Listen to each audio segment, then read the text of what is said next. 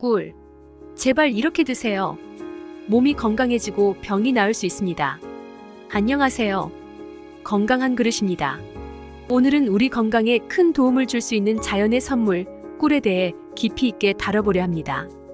꿀은 예로부터 음식 그 이상의 가치를 지닌 식품으로 여겨졌으며 고대 이집트에서는 꿀을 귀중한 치유제로 사용하기도 했습니다. 이번 영상에서는 꿀의 다양한 성분과 효능, 꿀을 먹으면 어떤 건강 효과가 있는지 연구 결과도 함께 알려드릴게요. 이집트에서는 꿀이 아주 귀하게 여겨져 다양한 용도로 사용되었습니다. 이집트 고대 문명에서 꿀은 단순한 식재료가 아니라 특별한 치료제이자 종교적인 의미를 가진 신성한 물질로 여겨졌죠. 몇 가지 꿀과 관련된 이야기를 소개해드릴게요. 고대 이집트의 파라오들은 죽은 후에도 꿀을 곁에 두었어요. 무덤에서 발견된 꿀은 약 3000년 이상이 되었지만 아직도 먹을 수 있을 정도로 상태가 유지되어 있었습니다. 이는 꿀의 강력한 방부성과 항균력 덕분이었고, 이집트인들은 죽은 파라오가 저승에서도 먹을 수 있도록 꿀을 무덤에 넣어두었습니다. 또한 꿀이 불멸을 상징한다고 여겨 파라오의 여정의 필수품으로 삼았죠. 또 다른 이야기로는 이집트 여왕 클레오파트라도 꿀을 즐겨 사용한 것으로 알려져 있습니다. 그녀는 꿀과 우유를 섞어 목욕을 하며 피부를 부드럽고 촉촉하게 유지했다고 전해지는데, 꿀의 보습 효과가 그녀의 미모를 유지하는 비결 중 하나로 여겨졌습니다. 꿀은 피부를 진정시키고 영양을 공급하는 데 탁월한 효과가 있어 고대 이집트 여성들 사이에서 미용 재료로 인기가 높았다고 합니다. 이처럼 이집트 고대 문명에서 꿀은 단순한 음식 그 이상의 가치를 지닌 신성하고 강력한 물질로 여겨졌습니다.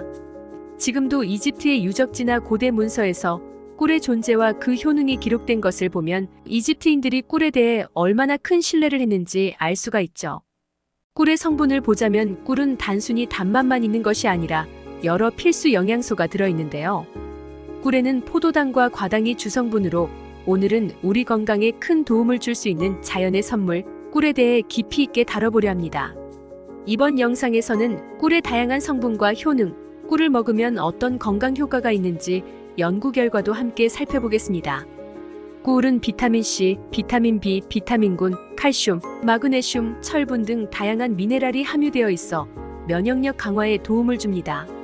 그리고 꿀에는 강력한 항산화 물질인 폴리페놀 성분이 풍부해 세포 손상을 방지하고 노화 방지에도 도움이 된다고 하죠. 이러한 꿀에는 다양한 효능이 있는데요. 크게 세 가지로 설명해 드릴게요. 첫째, 항산화 작용을 합니다. 꿀에 들어있는 폴리페놀 성분은 항산화 작용이 뛰어나 세포 손상과 노화를 예방하는 데 도움이 되는데요. 2009년 농업 및 식품화학 저널에 발표된 연구에 따르면 꿀의 항산화 성분이 심혈관 질환 예방에 도움을 줄 수 있다고 합니다. 둘째, 면역력 강화에 도움이 됩니다. 꿀은 면역력을 높이는 데도 효과적입니다. 특히 마누카 꿀은 항균 작용이 뛰어나 바이러스나 박테리아로부터 몸을 보호하는 데 도움이 되는데, 연구에 따르면 마누카 꿀은 항생제의 내성을 가진 박테리아까지도 박멸한다고 합니다. 셋째, 소화기 건강을 개선하는 데 효과가 있습니다. 꿀은 천연 소화 효소가 풍부하여 소화 기능을 돕고 위산 역류나 위장 장애를 완화하는 데 도움이 됩니다. BMC 컴플러멘터리 언더올터너티브 메더선에 발표된 연구에서는 꿀이 소화기 건강을 개선하는 효과가 있다는 연구 결과를 보여주고 있습니다. 꿀을 건강하게 섭취하려면 올바른 방법으로 적절한 양을 먹는 것이 중요한데요. 아침 공복에 따뜻한 물에 꿀을 한 스푼 섞어 마시면 신진대사를 활성화하고 소화를 돕는 데 좋습니다. 공복 상태에서는 꿀의 흡수가 잘 이루어져 활력을 높이는 데 도움이 됩니다. 또한 허브차나 녹차에 약간의 꿀을 넣으면 항산화 효과를 높이고 면역력을 강화할 수 있습니다. 따뜻한 물에 꿀을 한 스푼 섞어 마시면 신진대사를 활성화하고 소화를 돕는 데 좋습니다. 하지만 이 꿀도 1세 이하의 아이에게는 절대 주지 않도록 주의하셔야 합니다. 꿀에는 자연적으로 보툴리누스균이 포함되어 있을 수 있어 면역력이 약한 아기들에게 위험할 수 있습니다. 꿀을 구매하실 때 꼭 이것을 확인하셔야 합니다. 다양한 꿀이 있지만 천연 꿀이 아닌 가짜 꿀이나 첨가물이 들어간 꿀도 존재합니다. 먼저 라벨을 확인합니다. 100% 천연 꿀, 순수 꿀이라는 명시된 제품을 고르세요. 설탕, 인공 첨가물 색소, 향료, 보존제 등이 포함되지 않은지 확인하세요. 지역 농장에서 생산된 꿀이나 신뢰할 수 있는 출처의 제품을 선택하는 것이 좋습니다. 만약 잘 모르겠다면 탄소독유원 소비 기준으로 고르셔도 됩니다. 꿀병에 보면 탄소독유원 소비 옆에 숫자가 적혀 있을 겁니다. 식약처는 탄소독유원 소비 -23.5%를 기준으로 하고 양봉협회는 -22.5%가 기준인데 이 기준치보다 낮은 경우 해당 꿀은 천연꿀로 간주됩니다. 꿀을 선택할 때는 이 탄소독유원 소비가 표기되었는지 확인하고 -23.5% 이하로 표기된 제품을 선택하는 것이 좋겠죠. 천연꿀은 종류에 따라 색상이 다양합니다. 아카시아 꿀은 옅은 황색, 밤꿀은 짙은 갈색을 띠지만 투명하거나 지나치게 균일한 색은 가공되었을 가능성이 있습니다. 투명도를 봤을 때 순수한 꿀은 약간 탁하거나 불균일한 질감을 가질 수 있습니다. 지나치게 맑고 투명하다면 가공된 꿀일 가능성이 높습니다. 천연꿀은 점도가 높고 천천히 흐릅니다. 숟가락으로 떠서 흘려보았을 때 일정한 끈기를 보이며 끊기지 않고 길게 흐른다면 자연산 꿀일 가능성이 큽니다. 꿀 한 스푼을 찬물에 넣었을 때 천연꿀은 바로 녹지 않고 덩어리로 남아 천천히 풀어집니다. 가짜 꿀은 물에 바로 녹습니다. 꿀에 젖은 면봉을 불에 붙였을 때 천연꿀은 타는 반면 가짜 꿀은 물기가 있어 타지 않습니다.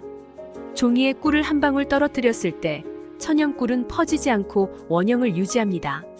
물기가 많다면 가짜 꿀일 가능성이 높습니다. 꿀과 함께 먹으면 더 좋은 조합의 음식을 알려드릴게요. 레몬은 비타민C가 풍부해서 꿀의 항산화 효과를 더욱 강화해줍니다. 레몬과 꿀을 따뜻한 물에 함께 타서 마시면 감기 예방과 피로 회복에 효과적이에요. 특히 아침에 마시면 몸을 개운하게 하고 소화를 돕는 데도 좋습니다. 생강은 소화와 면역력을 강화하는 데 도움이 되며 꿀과 함께 마시면 몸을 따뜻하게 해줍니다. 감기 기운이 있을 때 꿀과 생강을 차로 마시면 목을 진정시키고 염증 완화에도 효과적입니다. 꿀과 요거트는 환상의 조합입니다. 요거트 속 유산균이 장 건강에 좋고 꿀의 항균 효과가 더해져 장내 유익균을 증가시키는 데 도움이 됩니다. 아침이나 간식으로 꿀을 얹은 요거트를 먹으면 소화도 잘 되고 면역력도 높아집니다. 오트밀에 꿀을 넣으면 아침 식사로 훌륭합니다. 오트밀은 포만감이 오래가고 혈당을 천천히 올려주는 식품으로 꿀의 자연 당분이 에너지를 빠르게 보충해줘서 균형 잡힌 아침 식사가 됩니다. 계피는 항염 및 항산화 성분이 풍부하여 꿀과 함께 먹으면 혈당을 조절하고 면역력을 높이는 데 도움이 됩니다. 따뜻한 꿀물에 계피가루를 살짝 타거나 꿀과 계피가루를 빵에 발라 먹으면 건강하고 맛있는 간식이 됩니다.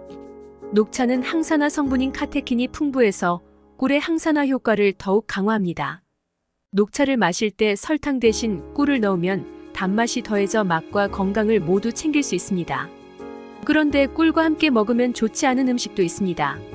특정 조합은 건강에 해로울 수 있으니 주의가 필요한데요. 생선과 꿀을 함께 먹는 것은 피하는 것이 좋습니다.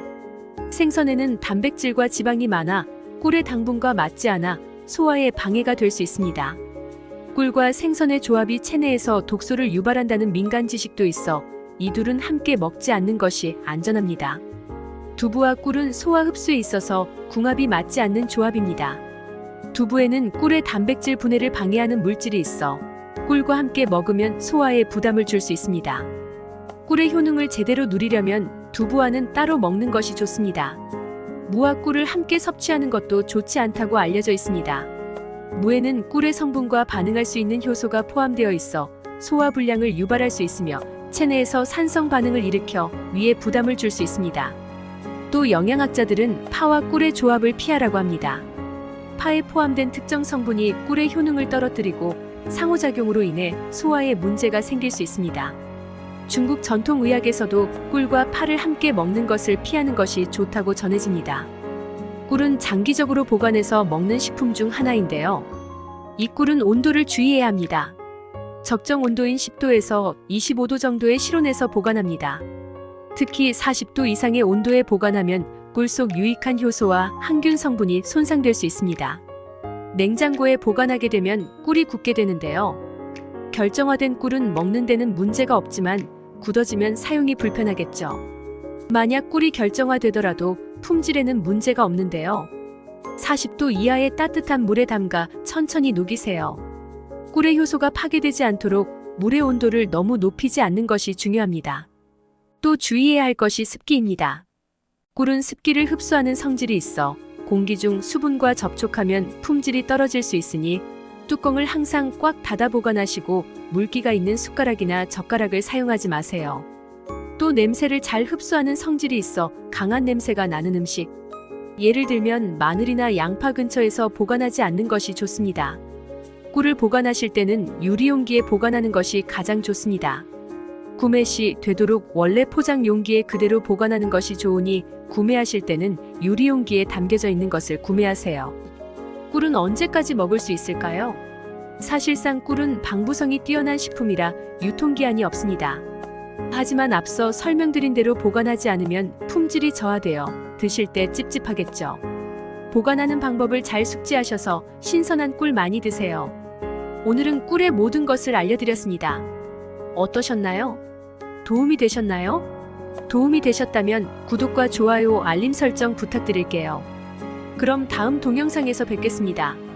감사합니다.